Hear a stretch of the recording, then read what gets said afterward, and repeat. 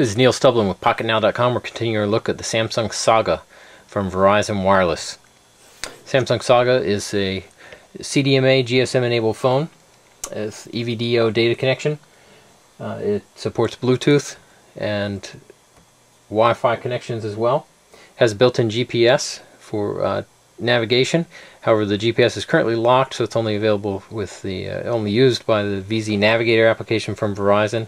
That should be changing in the first quarter of this year. They should be opening that up with a firmware update, so the third-party applications can also use the GPS. So I'll be looking forward to that. Take a quick tour here. Along the top, we've got a headphone jack. It is not a standard 3.5mm jack, so you need to have a custom set of headphones to access that. We've also got a camera on the back. It's a 1.9 megapixel camera. No flash, no zoom, just a standard camera for taking a quick snapshot. I've got a lanyard loop along the top. It does not come with a lanyard. It does not come with the with a headphone set. Along the side here, we've got a charging jack, which is a proprietary Samsung jack as opposed to standard USB jack. Prefer to see the standard USB so you can use any cable lying around your desk. Got a camera button and a reset button. If we open this up, we've got the 1300 milliamp hour battery. It lasts about 36 hours, was about the use I was getting before I really felt like I needed to charge it back up. The battery usage, the meter within Windows Mobile drops pretty quickly, and then as it gets down to the last quarter or so of power, it seems to slow down dropping.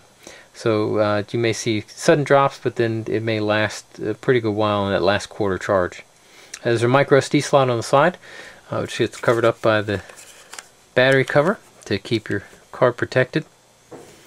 And along the front here, we've got a QWERTY keyboard. I was concerned the buttons looked a little small, but using it, they're raised up enough and have good enough separation that my thumbs were okay to press buttons and distinguish between them as I was typing. Didn't really have any typos. You don't have any arrow keys to navigate within text. You'd have to use the optical mouse here to do that, which at times could be a little bit tricky. Not as convenient as a D-pad or having some sort of arrow keys to navigate as you might find on a slide-out keyboard. The screen is 2.6 inch 320 by 320 resolution. Provides a good look to it.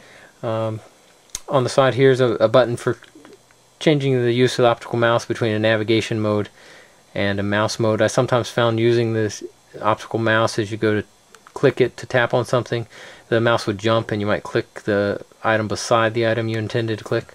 Not a major problem. Takes some getting used to if you're used to using a D-pad. I think overall I prefer the D-pad, but it's not a bad experience using this. The phone overall, I tend to like it. I don't know that I'd switch from my current T-Mobile Wing. I prefer the larger screen, even though the resolution isn't as great as this one. I just prefer the larger screen to work with. Gives you a little bit more to see on the screen, and the slide-out keyboard gives you a little more space to work with. But overall, not a bad phone. Pretty good hardware package. If you're looking for a nice Windows mobile phone for international travel, Samsung Saga might be something to look at. Just remember to take your charger with you wherever you go so that you're ready to charge at any time. That's the Samsung Saga hardware tour.